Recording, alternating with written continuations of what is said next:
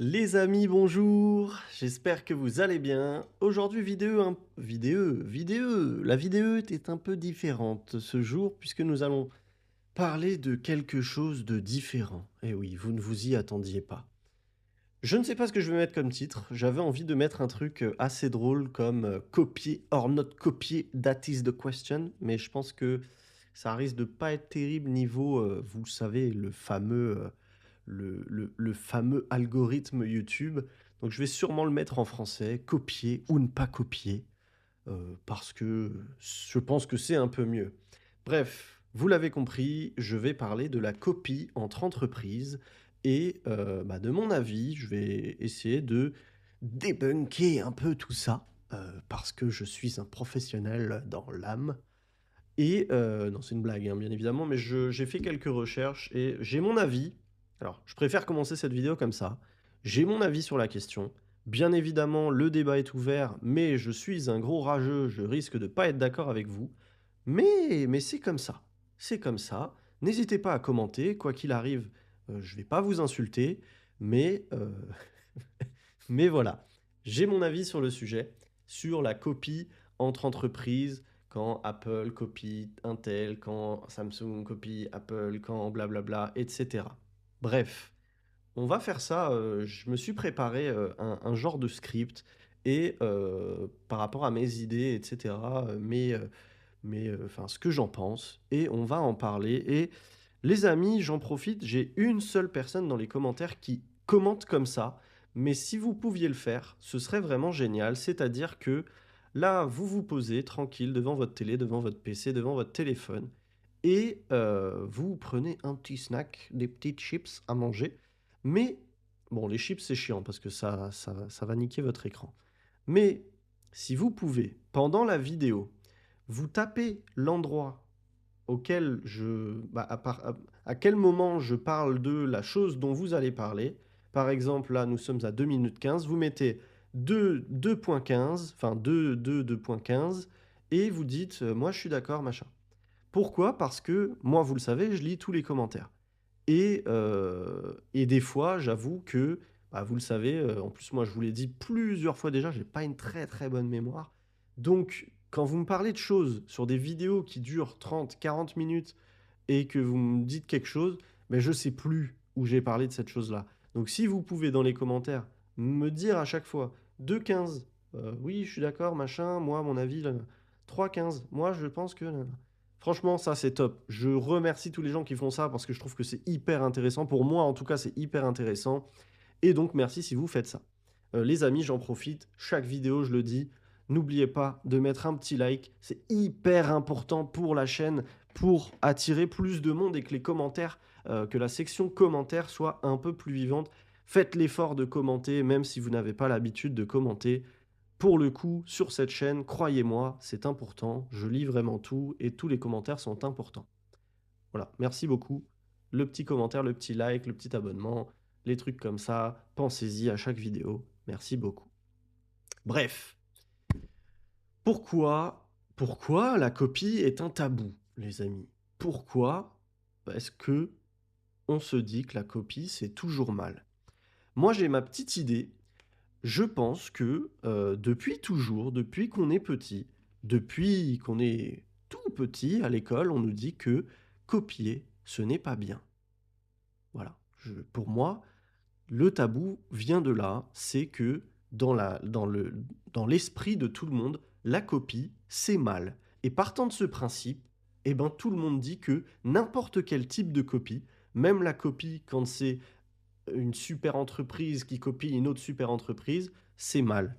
Moi, je suis pas de cet avis parce que je vais vous en parler. Euh, une invention.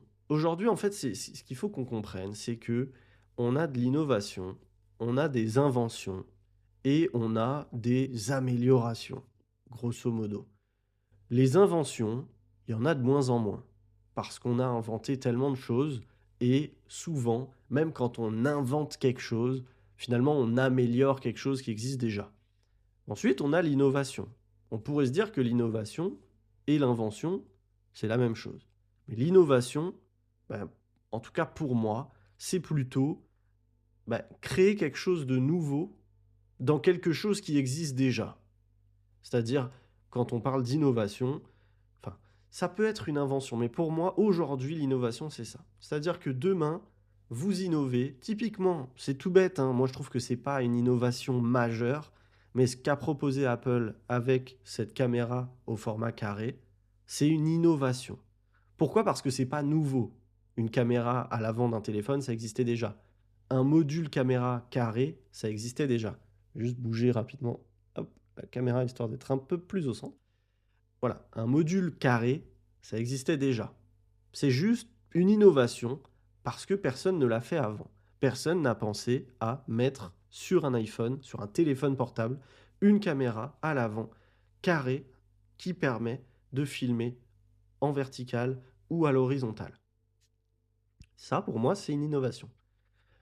Et le problème, aujourd'hui, bah, c'est qu'on n'innove plus trop parce que les gens se contentent de ce qu'ils ont.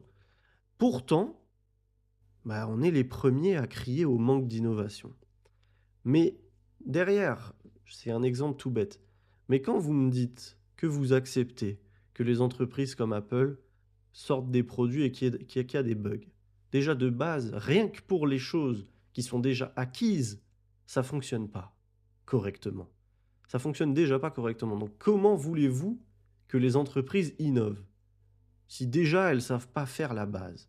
Voilà. Bon, bref, je vais pas m'étendre. Euh, voilà, je vais pas m'étendre sur ce sujet, ça va être un peu trop long et puis ça va se répéter avec ce que j'ai déjà dit. Euh, Faut savoir que la copie, en fait, copier, ça veut dire quoi? Copier, comme on l'apprend à l'école, ça veut dire bah, votre voisin écrit quelque chose, par exemple des maths. Les maths, c'est la copie facile, parce que c'est des chiffres. Si votre voisin dit que 8 plus 8, ça fait 16, et que vous regardez sur lui, et que vous dites que ça fait 16, bah, vous avez copié sur lui. Mais si vous aviez pas regardé sa copie, et que vous aviez trouvé 16, qui aurait pu dire que vous aviez copié? Vous voyez ce que je veux dire? Et ça aussi, c'est un truc dans les commentaires, je le vois beaucoup. C'est il est clair que Apple a copié sur. Il est clair que. Non, non, non. Mais vous pouvez pas le savoir. Parce que si. Enfin, on peut pas le savoir. C'est-à-dire que déjà, quand vous dites que. Par exemple, je prends un exemple tout bête. C'est un exemple que j'ai vu récemment. Apple, il est clair que Apple, avec son iPhone R, a copié le S25 Edge. Mais comment tu peux savoir? Ça veut dire que toi, tu estimes que en un mois de temps, ils ont réussi à sortir, ils ont réussi à développer le produit, à le mettre en production, etc. Parce que clairement, hein, le S25 Edge, on en a parlé, je crois, au MWC de Barcelone en janvier, je crois. Et 2, 3 mois après, même pas, on avait les premières rumeurs de l'iPhone R. Donc ça veut dire que voilà, c'est possible, hein, c'est possible. Je dis pas que c'est impossible, mais ça veut dire que vous assumez que en 3 mois de temps, Apple a copié Samsung et s'est dit, vas-y, go, en 3 mois de temps, je te mets un truc, je te le mets en production et tout. Moi, ça me paraît peu probable. Donc c'est un des petits exemples que j'ai là, comme ça, sous le nez, et je voulais vous en parler. Mais ce qu'il faut ne pas oublier, c'est que la copie, s'inspirer, c'est pas illégal. Le plagiat, c'est illégal. Prendre quelque chose et en faire une copie conforme, c'est illégal.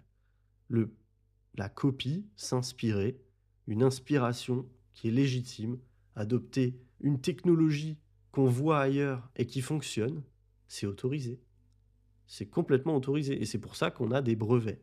Aujourd'hui, une entreprise qui veut absolument protéger bah, son innovation, elle pose un brevet. Et là, ça devient illégal de copier et de faire la même chose. Mais sinon, vous avez le droit. Et une dernière chose que moi, je trouve ça dommage, c'est que, en fait, c'est un peu comme j'avais fait un petit coup de gueule en disant Tim Cook, c'est votre papa. Parce que pourquoi ça vous fait chier qu'on copie? C'est-à-dire que demain, effectivement, on l'a vu avec, j'en ai parlé avec le Xiaomi 17 Pro Max, effectivement, Xiaomi copie pas mal de choses venant d'Apple.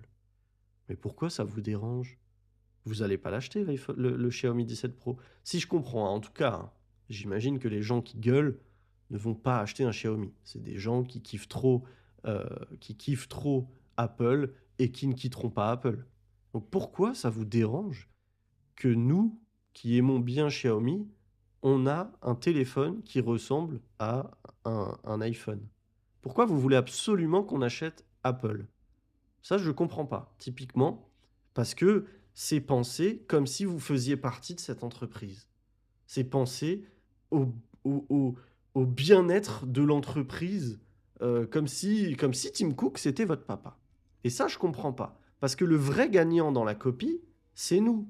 Alors, je, je, je- je préfère le dire, parce que là, je vois déjà des gens qui vont me dire, le vrai gagnant, quand je dis le vrai gagnant, c'est nous. Pour moi, la copie, c'est un mécanisme qui crée énormément d'avantages pour le consommateur. Mais il y en a derrière qui vont me dire que ça pousse les entreprises à ne plus investir en R&D, donc en recherche et développement. Ça, je ne suis pas d'accord et j'ai eu des débats aussi dans les commentaires. Pourquoi? Parce que de la même façon, vous êtes nombreux à avoir le sentiment que, sous prétexte que qu'Apple investit plus en R&D, c'est lui qui innove le plus. Déjà, c'est faux, parce qu'il faut penser à l'efficience. On peut avoir 100 ingénieurs qui réfléchissent pendant 60 jours et qui vont tabler sur rien. Ces ingénieurs, on les paye. En plus, chez Apple, ils sont aux US. J'ai regardé, un ingénieur confirmé chez Apple, c'est entre 200 000 et 400 000 dollars à l'année. Chez Xiaomi, en Chine, un ingénieur confirmé, c'est à l'équivalent dollar, entre 40 000 et 80 000 dollars. Donc déjà de base, le coût de 100 ingénieurs en Chine pour Xiaomi et le coût de 100 ingénieurs pour Apple aux USA n'est absolument pas le même. Donc forcément, déjà de base, vous allez avoir Apple qui investit beaucoup plus. J'ai fait mes recherches, hein. Euh, les salaires, les avantages en nature, etc. de tous ces ingénieurs représentent 50 à 70% du budget R&D d'une entreprise. Donc vous imaginez bien que quand Xiaomi est à 3 milliards et Apple est à 40 milliards, bon déjà forcément Apple est une plus grosse entreprise, on le rappelle, troisième mondial sur la bourse, Xiaomi l'est beaucoup moins, et en plus, bah, vous l'aurez compris, les ingénieurs sont beaucoup moins chers. Mais alors beaucoup moins chers. Ça réduit de 2 à 3 fois le budget R&D déjà de base avec le même nombre d'ingénieurs. Bref, c'est une première chose.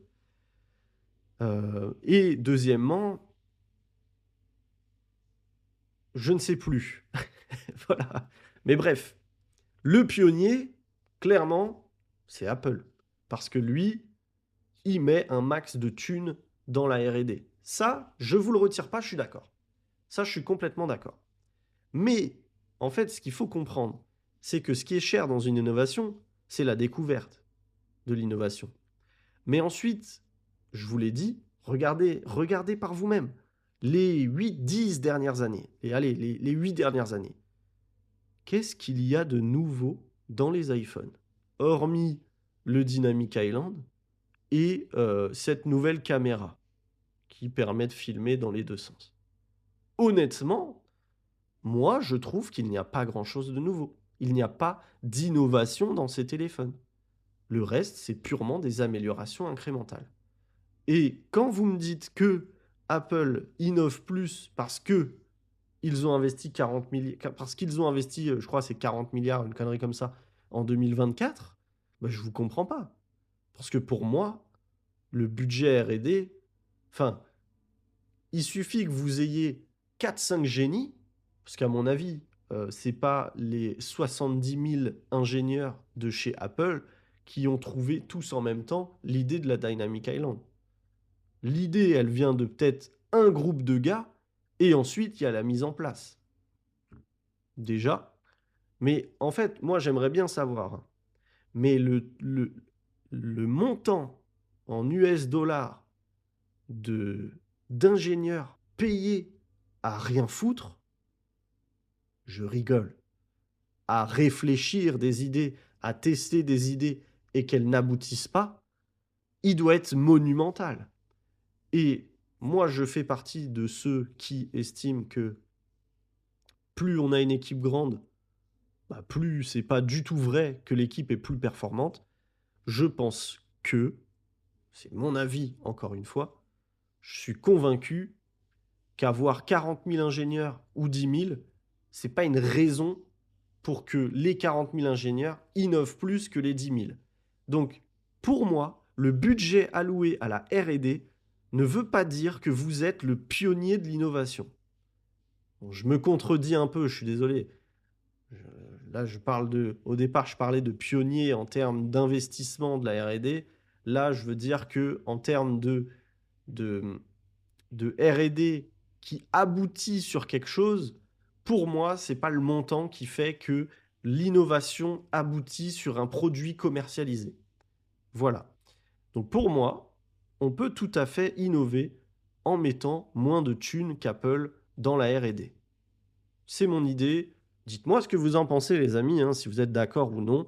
N'hésitez pas à me le dire, on en discute. Je vous l'ai dit, je suis assez fermé sur mes idées. J'avoue que je suis difficile à convaincre. Quand quelque chose ne me plaît pas, c'est difficile de me changer, de me retourner le cerveau. Mais bref, maintenant, pour revenir, je suis désolé, je garde Apple, Xiaomi. Pour revenir à Xiaomi qui a copié purement et simplement Apple dans beaucoup de choses, c'est que, je me répète, mais pour nous, c'est qu'un avantage. Pourquoi? Parce qu'on a l'opportunité d'expérimenter l'innovation d'Apple à travers les yeux d'une autre marque. Donc on ne va pas avoir exactement la même chose, on va avoir une expérience qui est légèrement différente. Parce que Xiaomi se l'est approprié de sa manière. C'est pareil pour Samsung. Regardez, je vous l'ai dit, si vous avez regardé la vidéo que j'ai sortie hier sur les petites choses à faire quand vous recevez votre Z Fold 7, la Naubar, qui a été comparée, mais, mais elle a toujours été comparée à Dynamic Island. Clairement, c'est une copie. Samsung a copié Apple sur ce principe, le principe de la pilule qui vient s'animer et vous afficher des choses. Bah, typiquement, moi, je suis pas du tout Apple, hein. J'aime pas Apple, hein. Mais j'avoue que Apple, sur le coup, ils sont bien meilleurs. La copie de la Dynamic Island de Samsung, je ne l'aime pas du tout. Je la trouve inutile. Alors que j'avoue que la Dynamic Island d'Apple, je l'adore. Je la trouve vraiment bien faite. Et c'est un truc, je me souviens à l'époque quand je l'ai vu dans les vidéos pour nous en parler, j'ai trouvé ça vachement cool. Bref, deuxième partie, les amis. C'est la même partie, je vais me répéter, mais en fait, ce qu'il faut comprendre, c'est que, imaginez demain, vous créez quelque chose. On est d'accord que vous n'aurez jamais assez d'argent pour investir autant dans la R&D que Apple. C'est juste logique. Personne n'a autant d'argent qu'Apple à investir dans la R&D. L'avantage, quand vous laissez ces gens investir à votre place, certes, vous êtes en retard, mais vous finissez par avoir les mêmes technologies que ces gens-là, alors que vous avez dépensé zéro en R&D. Et c'est là où il faut comprendre qu'est-ce que ça permet aux consommateurs aussi, alors pas dans tous les cas, mais qu'est-ce que ça permet. Généralement, on le voit hein, sur des appareils milieu de gamme, entrée de gamme même, on a des trucs qui, sans le développement R&D de ces marques sur leurs produits ultra haut de gamme, on les aurait jamais eu sur des produits d'entrée de gamme. C'est vrai que sur cette chaîne, je ne parle pas beaucoup des produits entrée et milieu de gamme. Je m'en excuse, mais je vous ai expliqué, j'ai tellement de sujets à vous parler, et puis c'est un peu compliqué pour moi d'obtenir des produits pour vous les montrer. Mais c'est prévu que je fasse des vidéos sur des milieux de gamme parce que je sais que ça intéresse beaucoup de gens. Mais bref, les milieux de gamme, les entrées de gamme aujourd'hui, s'ils sont aussi loin, s'ils sont aussi bien, mais c'est grâce à l'investissement que font ces énormes compagnies sur leurs produits ultra haut de gamme. Si Xiaomi, bon, j'allais dire Redmi, mais bon, c'est la même chose. Si Honor, etc., peut pondre des téléphones à 400 euros avec des choses aussi intéressantes dedans, c'est grâce à la R&D et pas forcément à leur R&D. Ça, il faut le comprendre aussi. Voilà pourquoi la copie, c'est aussi une victoire pour le consommateur. Il faut le savoir. Les suiveurs, ceux qui suivent la R&D du professionnel qu'est Apple, ils ont ensuite une meilleure maîtrise de la production et du coup, comme je vous le disais, leur arme principale, ça devient le prix. Parce qu'ils sont capables de produire la même chose, plus ou moins, pour moins cher. Le consommateur est gagnant. Tire les prix vers le bas et nous, on est content. Euh, bon, j'ai pas forcément d'exemple à vous donner parce que, en fait, c'est pas que j'ai pas d'exemple, mais regardez, j'ai un exemple, par exemple. C'est juste qu'il faut prendre en compte que Apple, c'est un cas à part. Apple, c'est un cas à part parce que ils tireront jamais leur prix vers le bas. Parce que c'est eux qui mènent la danse, on va dire. Mais regardez, si je vous dis, par exemple, euh, les écouteurs sans fil, est-ce que vous pensez vraiment que sans Apple, les écouteurs sans fil aujourd'hui seraient si peu chers? On a des écouteurs aujourd'hui qui fonctionnent très bien et qui coûtent 30 à 40 euros. C'était impossible à l'époque. Impossible. Quand, quand c'est sorti, c'était hyper cher.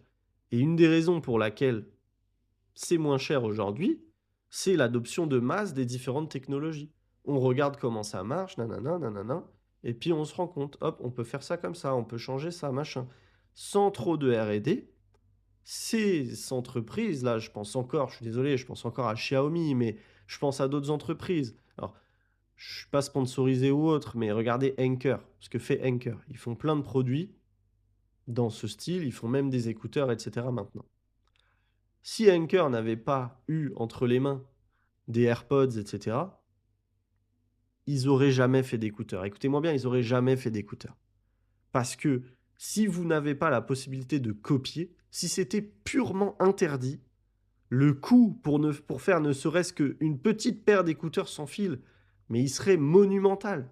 Et donc, ce qu'il faut comprendre, c'est que aujourd'hui, avoir des entreprises qui investissent à votre place, ça permet d'avoir, enfin, à votre place, à la place des plus petits, ça permet aux plus petits de nous proposer des produits que nous, on peut acheter en tant que consommateurs. C'est pour ça que je ne comprends pas, vraiment, je ne comprends pas que la copie vous dérange.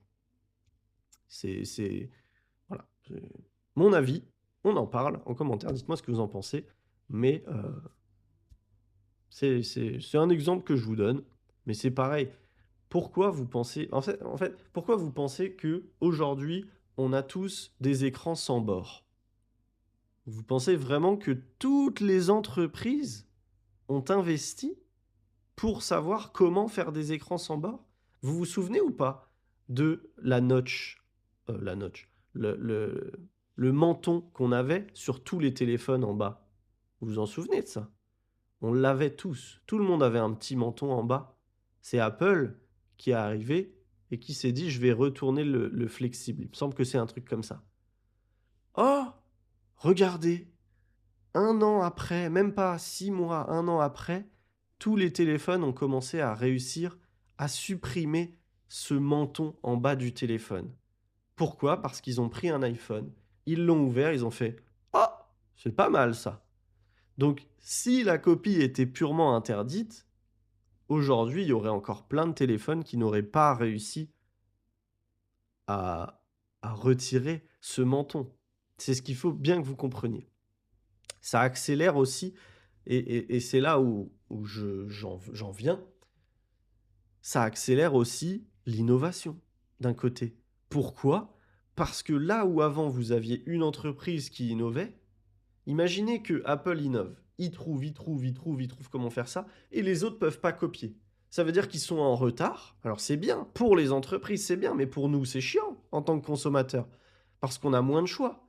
Les autres entreprises, elles galèrent, et elles prennent 2, 3, 4 ans. Putain, mais comment il a fait? Comment ils ont fait pour retirer le menton sur les écrans? Comment ils ont fait? 3, 4, 5 ans, des milliards en R&D, parce qu'on ne peut pas copier. Ce que ça permet, la copie, c'est de passer. C'est bon, eux, ils ont réussi, on copie, on a réussi. Et on passe à autre chose. Et du coup, vous avez un budget mondial de R&D alloué à des vraies innovations, des vrais nouveaux trucs. Et pas juste un budget R&D pour essayer de comprendre comment l'autre a fait pour faire ça. Vous voyez ce que je veux dire? Très important ça. Parce que globalement, on a une R&D qui a un pouvoir bien plus important que si on ne pouvait pas copier. Voilà. Voilà. Je regarde un peu ce que je m'étais noté, mais je pense que c'est à peu près tout. Je voulais juste vous parler de ça. En fait, le point que je voulais aborder dans cette vidéo, c'est vraiment le côté copier. C'est bénéfique pour le consommateur. Nous, on est tous des consommateurs. Je pense que personne d'entre vous n'est ingénieur chez Apple ou chez Xiaomi ou chez Huawei ou chez Samsung. S'il y en a, bonjour à vous, mais je ne pense pas. Nous, consommateurs, il faut s'en réjouir de la copie. Pourquoi? Parce que ça nous permet de profiter de toutes les innovations qu'on apprécie. Même si vous n'appréciez pas Apple, eh ben croyez-moi les amis, et pareil pour les gens qui apprécient Apple mais qui n'apprécient pas Samsung, croyez-moi les amis, il y a des choses sur votre téléphone que vous utilisez au quotidien qui a été pompé d'ailleurs. Et croyez-moi, cette chose, vous l'appréciez. Voilà, c'est tout pour moi. Pour moi, la copie, c'est qu'une étape. On doit passer par là pour assoiffer, pour que la guerre des prix soit possible. Vous voyez ce que je veux dire? Copier la base d'un truc pour innover sur l'expérience et le coût. On a une meilleure expérience et un coût plus bas pour le consommateur. C'est génial. C'est génial. Moi, je suis pour. Et je vous l'ai dit, je vois de plus en plus de gens dans les commentaires des différentes vidéos qui sont contents, qui se réjouissent que les marques se copient les uns sur les autres. Et pour moi, ils ont raison, ces gens-là. Il faut s'en réjouir. Il faut vraiment s'en réjouir, les amis. Parce que croyez-moi, sans copie, même Apple ne serait pas à ce stade-là. Liquid Glass, toute la personnalisation, sans copie, pour moi, ça n'existerait pas. C'est un exemple. C'est pas le meilleur parce que c'est pas la partie la plus chère et la plus difficile à faire. Mais bref, je pense que vous voyez où je veux en venir. Les amis, c'est tout pour moi. Nous sommes consommateurs, nous sommes les juges des produits que nous achetons et nous devons d'avoir de la bonne qualité. Et la copie, ça nous permet d'avoir de la bonne qualité.